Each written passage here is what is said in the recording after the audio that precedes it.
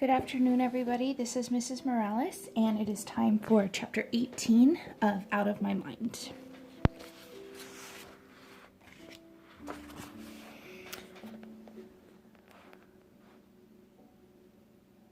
So, let's get started.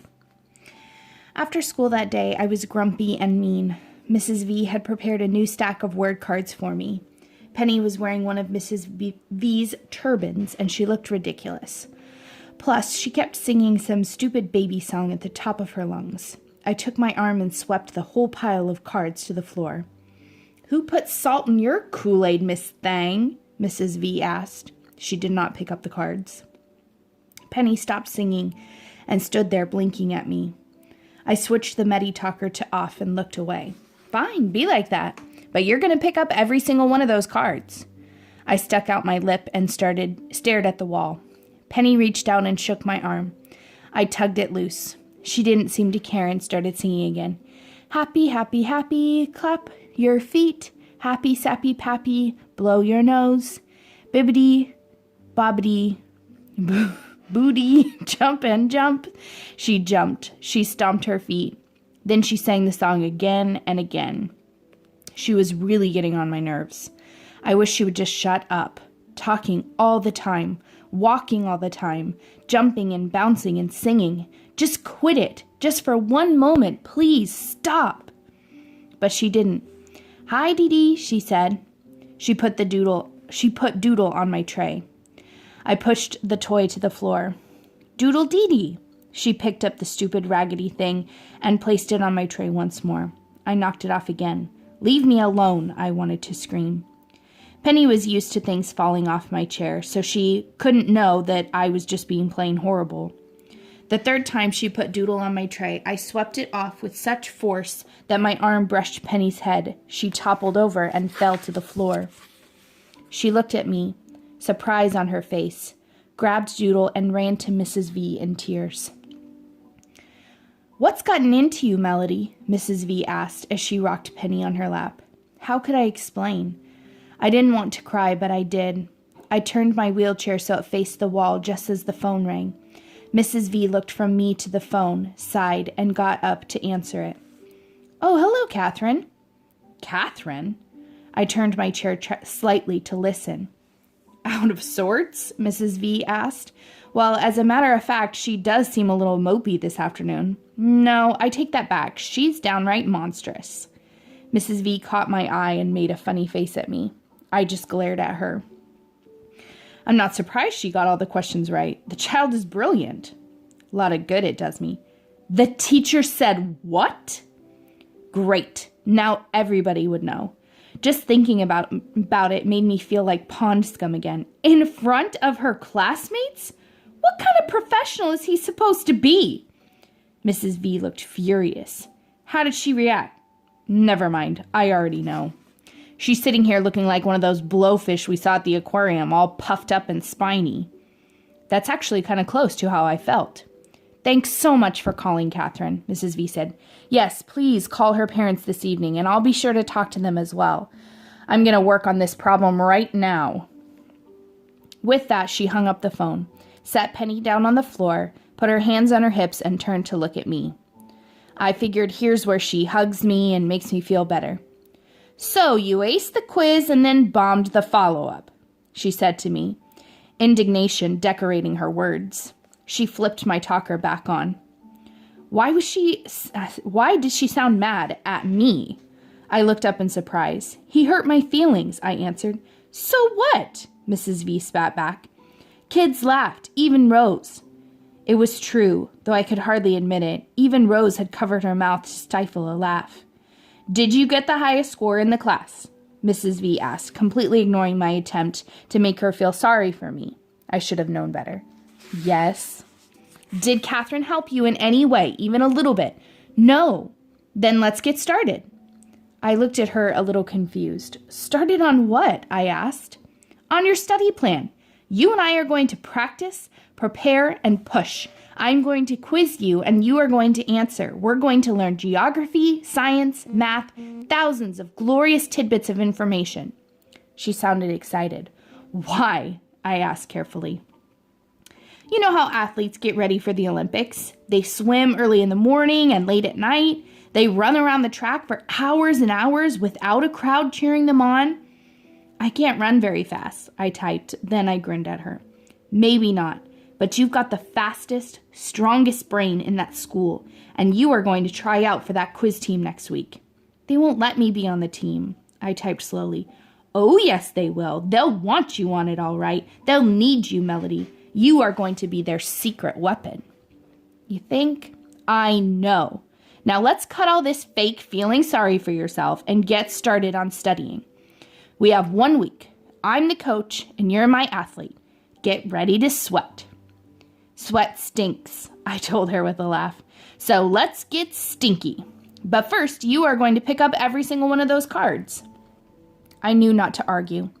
She took me out of my chair, set me on the floor, and left the room while I pulled the cards that I'd knocked down into a messy pile on the floor. Penny helped. Then Mrs. V put me back in my chair and we got to work.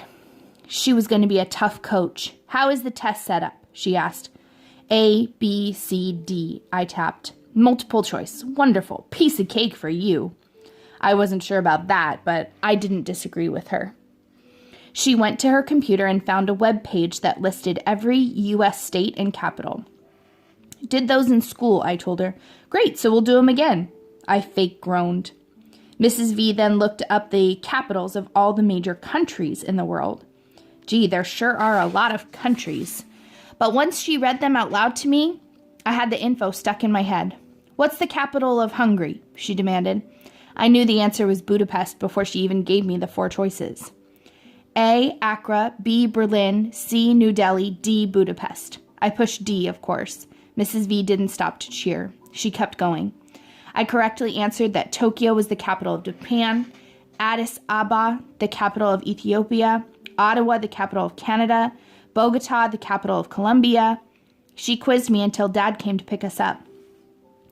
As Mrs. V stuffed Doodle and some unused diapers into Penny's bag, she explained briefly what had happened at school and what she planned to do about it, and what we were already doing.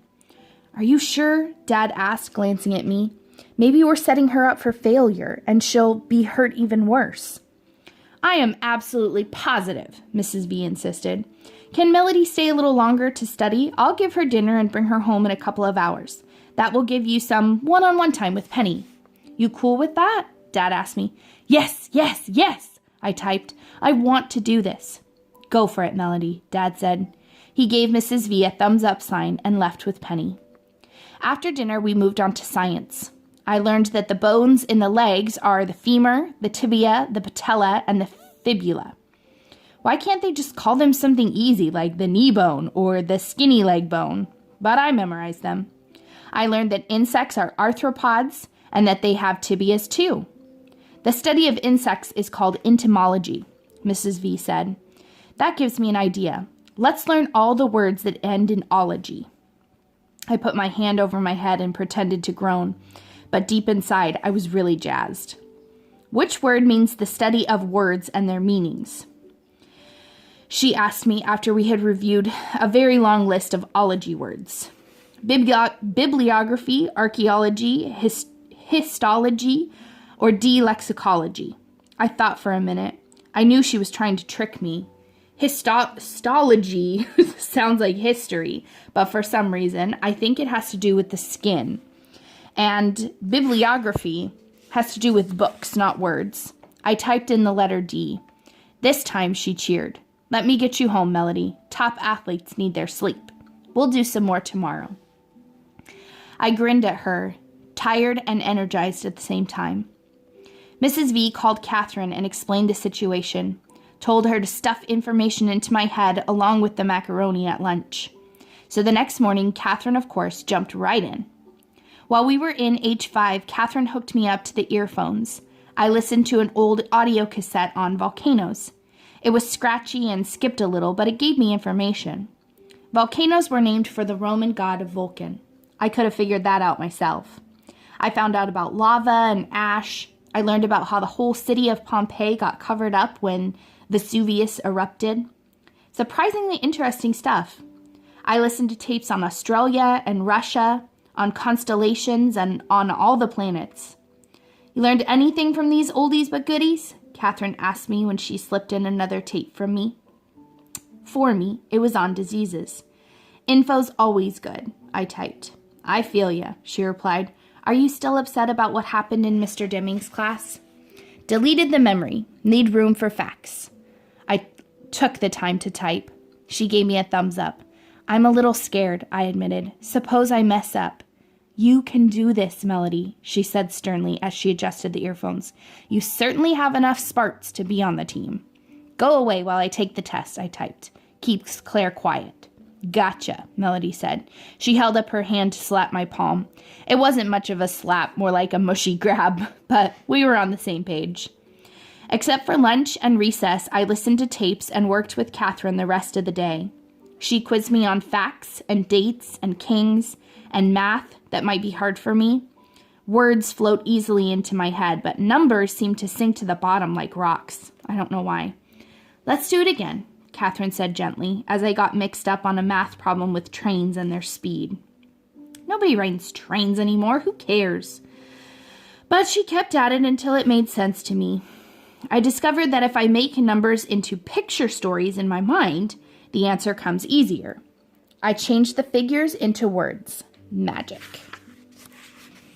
Instead of going out for inclusion classes, I shook my head and told Catherine I didn't want to go. I wanted to stay and study instead. Evidently, I wasn't missed. Nobody sent a frantic message to room H5 wondering why Melody wasn't in class today. Nobody peeked their head in the door to see if I was absent or sick or maybe having a convulsion in the middle of the floor. Nobody seemed to notice at all. And that's it for chapter 18. Thank you to those of you that have been following along with all of our chapters. I hope you're enjoying the book. See you later.